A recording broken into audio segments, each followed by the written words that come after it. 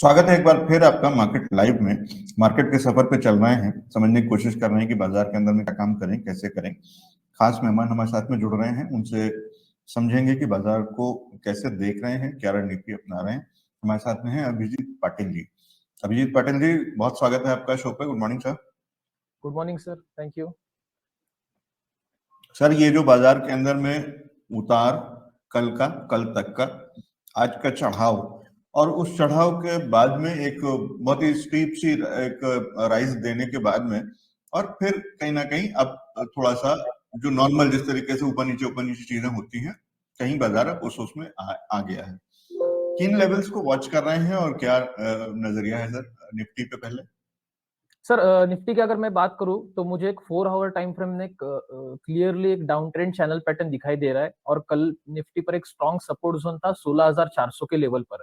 तो निफ्टी ने कल के दिन है करीब करीब 16,400 सॉरी 16,440 का एक लो बनाया था। मतलब 16,400 का जो एक सपोर्ट था वहीं पर उसने एक लो बनाया था और वहां से एक अच्छा खासा 400 पॉइंट का यहाँ पे एक रैली दिखाई दे रहा है। तो अभी अगर मैं चार्ट पर बात करूं तो निफ्टी में मुझे एक स्ट्रांगली 16,990 और 17,000 के करीब करीब एक स्ट्रॉन्ग रेजिस्टेंस जोन यहाँ पे बन रहा है। जैसे ही मार्केट 17,000 का लेवल ब्रेक करेगा, मतलब यहाँ से और करीब करीब 120 पॉइंट ऊपर जाने के बाद अगर वो लेवल ब्रेक करता है तो वहां से मार्केट आराम से 17,400 तक जाने के चांसेस है। मुझे पर्सनली ऐसा लगता है कि शायद से मार्केट जो है वो 17,000 तक जाएगा। मतलब अभी भी यहाँ से 120 पॉइंट का एक रैली है और जैसे अगर 120 पॉइंट का रैली देने के बाद 17,000 के लेवल ब्रेक करेगा तो फिर से 400 से 450 पॉइंट के लिए हम शॉर्ट टर्म बाइंग ट्रेंड यहाँ पर देख सकते हैं। ठीक है, लेकिन उसका कंफर्मेशन आप कह रहे हैं 17,000 के ऊपर मिलेगा आपको? Yes sir. ठीक है। बैंक निफ्टी में क्या रहा है सर? सर बैंक निफ्टी में भी अगर देखें तो वही सेम पैटर्न था। बैंक निफ्टी ने भी 4 आवर टाइम फ्रेम पर एक डाउन ट्रेंड चैनल पैटर्न बनाया था और डाउन ट्रेंड चैनल पैटर्न बनाने के बाद बैंक निफ्टी यहाँ पर एक सपोर्ट अच्छा खासा ले रहा था। तो बैंक निफ्टी ने भी कल के दिन करीब करीब 34,100 के लेवल पे एक सपोर्ट लिया था और बैंक निफ्टी अभी चल रहा है 34,922। तो यहाँ से अभी उसका और 250 पॉइंट का एक रैली बाकी है। तो यहाँ से और 250 रुपए तक बैंक निफ्टी ऊपर जाने के चांसेस है। और जब जब वो लेवल ब्रेक करेगा, मतलब वो लेवल आता है 250 पॉइंट का 35,150।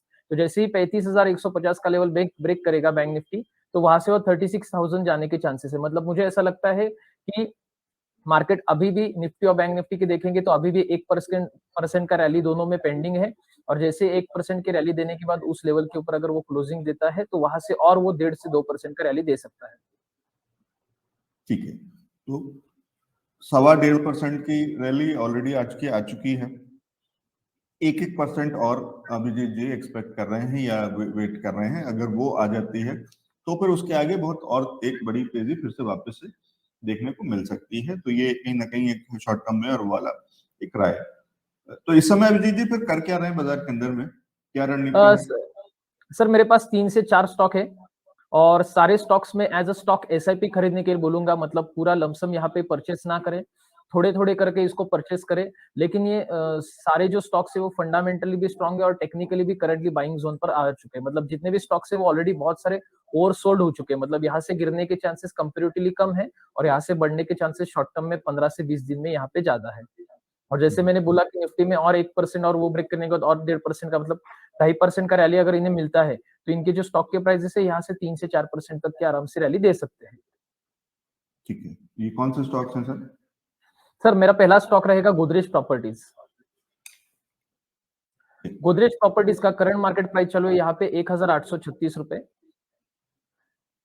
इसे हमें करंट मार्केट प्राइस पर बाय करना है। अगर नीचे में और मिलता है 1,760 रुपए तक इसको बाय कर सकते हैं। करंट मार्केट प्राइस 1836 से 1760 तक अगर नीचे में तब मिलता है तभी भी हम बाय कर सकते हैं। इसका मैं ऊपर में टारगेट लगाऊंगा 2,000 रुपए से 2100 रुपए तक का।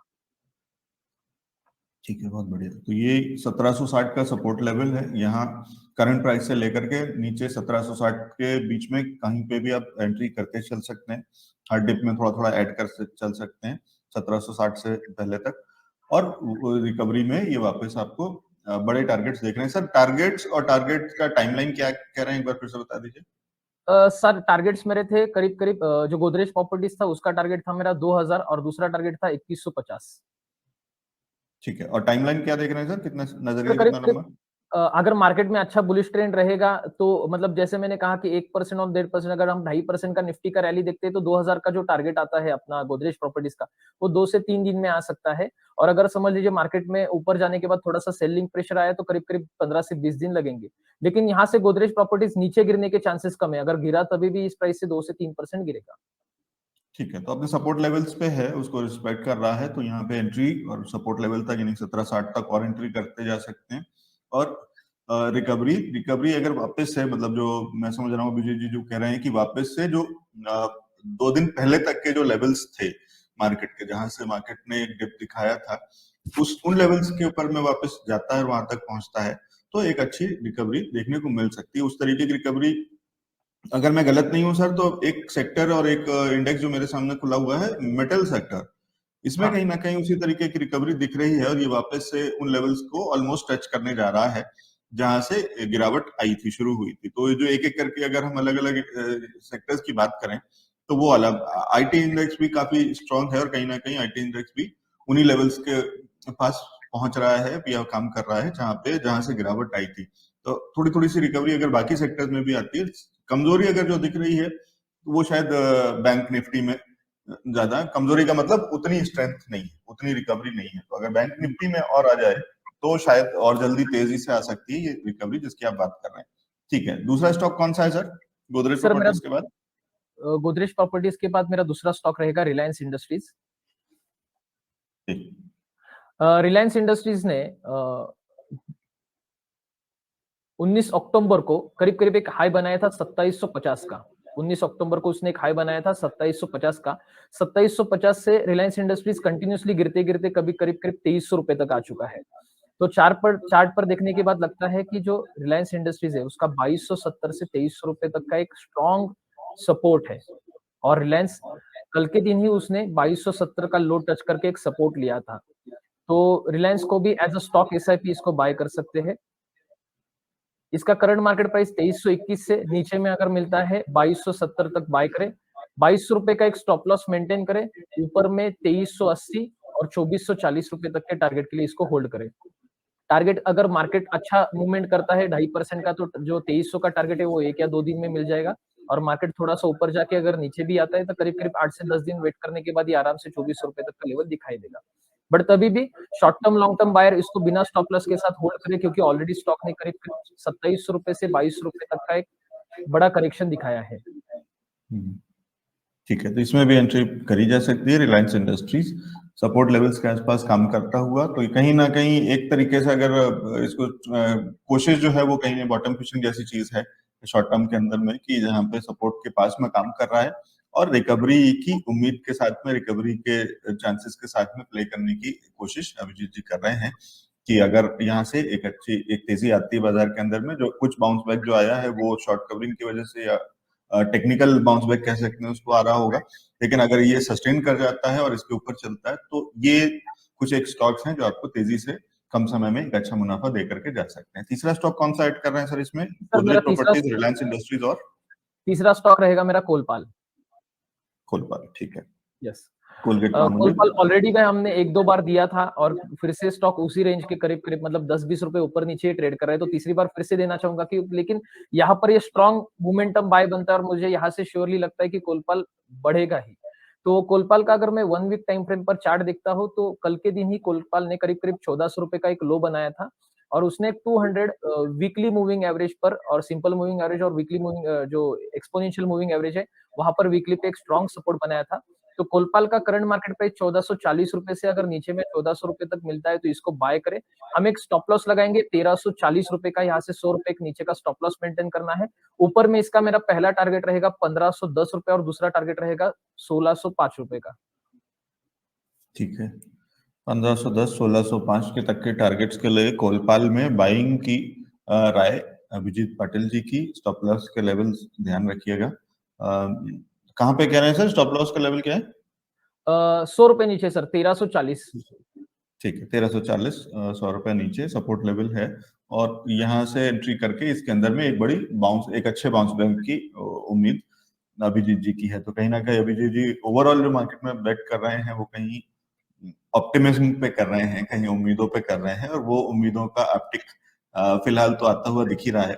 अभी बाजार जिस तरीके से आज सुबह से काम कर रहा है, तो वो आपकी स्क्रीन पे सामने है और इसी ट्रेजेक्टरी को ऊपर और देखने की कोशिश और उसके अंदर में उसको प्ले करने की कोशिश अभिजीत जी की।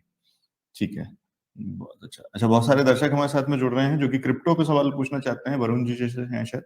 तो वरुण जी, अभी हम 11:30 बजे यानी 5 मिनट बाद हमारे साथ में उपिंदर जी होंगे और हम क्रिप्टो पे चलेंगे, क्रिप्टो के सफर पे। फिलहाल हम इक्विटी की बात कर रहे हैं।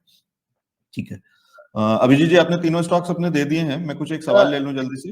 हाँ जी। सर मेरा आखिरी स्टॉक बाकी है। अच्छा, ठीक है। आपने 3 बोला था, अब आप 4 दे रहे हैं। यस चलिए, यस। बढ़िया। सर बताइए। मेरा आखिरी स्टॉक रहेगा बाटा इंडिया। बाटा हम्म, इंडिया की अगर हम करंट मार्केट प्राइस देखेंगे यहाँ तो 1815 रुपए चालू है। यहाँ से अगर बाटा इंडिया नीचे में 1750 तक, मतलब करीब करीब हम 3 से 4% का फॉल बोल सकते हैं 1750 के लिए। अगर Bata India current market price से 3 से 4% अगर नीचे में मिलता है तो हमें इसे बाय करना है। मेरा बाइंग लेवल रहेगा 1730 से 1750 का। तो 1730 से 1750 के लेवल में इसको बाय करें। 1700 का एक स्टॉप लॉस इसमें मेंटेन करें। इसका मैं पहला टारगेट लगाऊंगा 1820 रुपए, दूसरा टारगेट लगाऊंगा 1890 रुपए और तीसरा टारगेट लगाऊंगा मैं 1950 रुपए तक का। मुझे ये चारों स्टॉक्स जो है शॉर्ट टर्म के लिए और लॉन्ग टर्म के लिए पोजिशनली बहुत अच्छे और सस्ते और फंडामेंटली स्ट्रांग भी लगते हैं। तो चारों स्टॉक्स में इक्वली डिवाइड करके, जैसे मैंने बोला था स्टॉक एसआईपी टाइप, मतलब समझ लीजिए किसी को 50,000 रुपए इन्वेस्ट करने हैं तो 10,000 रुपए वो चारों स्टॉक्स में 40,000 के हिसाब से 10,000 चारों स्टॉक्स में इन्वेस्ट करे और 3 से 4% अगर प्राइस यहाँ से नीचे अगर मिलती है तो फिर से वो 10,000 रुपए का वहां पे एडिशन कर सकते हो और आराम से इन स्टॉक को 5, 6, 7, 8% के एक 15 से 20 दिन के होराइजन टाइम के हिसाब से उसको होल्ड भी कर सकते हैं। ठीक है, बेहतर। तो ये कह रहे हैं 4 स्टॉक्स और अगर मैं ठीक समझ रहा हूँ विजय जी, तो आप बाटा में कहीं ना कहीं अभी कंडीशनल बाय दे रहे हैं, नीचे लेवल्स कंडीशनल पे बाय, यस आएगा सर। तब एंट्री करना है। ठीक है। बाकी के तीनों लेकिन स्टॉक बाकियों करंट में, मार्केट, हाँ, हाँ बाकी तीनों में करंट प्राइस पे एंट्री शुरू करी जा सकती है। उसमें भी यही स्ट्रेटेजी हो सकती है जो अभिजीत जी कह रहे हैं, तो उनमें भी अगर कहीं आपको और डिप मिलती है तो आप और ऐड करने के लिए स्कोप रखें। तो पूरी पूरी 100% एंट्री ना करें, या पैसा आप अपने पास में बचा के रखें। तो जितना आपको खरीदना है, एक तो चारों स्टॉक्स में आपने डिवाइड कर दिया, तो अपने 100 रुपए को आपने 25-25 रुपए, और उस 25 रुपए में से 10-10 रुपए करके आप हर डिप पे और ऐड कर सकते हैं। तो 10 रुपए आज अभी आपने तुरंत डाल दिए हैं, और अगर नीचे के लेवल्स आते हैं और नीचे तक के लेवल्स कहाँ तक बाय करना है वो हर स्टॉक में अभिजीत जी ने बता दिया है। तो वो सपोर्ट लेवल्स तक बता दिया, तो वहां तक आप जितनी बार आपको जो मौका मिले तो आप और ऐड कर सकते हैं। तो आपकी बाइंग एवरेजिंग और अच्छी हो जाएगी। बाउंस बैक में एक अच्छा मुनाफा। ये 4 स्टॉक्स आपको दे दिए हैं, गोदरेज प्रॉपर्टीज और कौन रिलायंस कौन से हैं Colpal, sir? Reliance Godrej industries, properties, Reliance industries, Colpal and Bata India, चारों अलग अलग कोलपाल। सेक्टर के लीडर हैं। ठीक है, चारों अलग अलग सेक्टर और चारों स्ट्रॉन्ग लीडर्स, अपने अपने सेक्टर के मजबूत खिलाड़ी। तो कहीं ना कहीं एक वो वाला भी जो सेफ्टी नेट है वो अभिजीत जी ने अपना लगा करके रखा हुआ है कि कहीं कहीं आप मजबूत स्ट्रॉन्ग प्लेयर्स के साथ में रहिए, जिससे कि बाजार के अंदर में आपका रिस्क थोड़ा सा लिमिटेड रहे या कवर्ड रहे। ठीक है।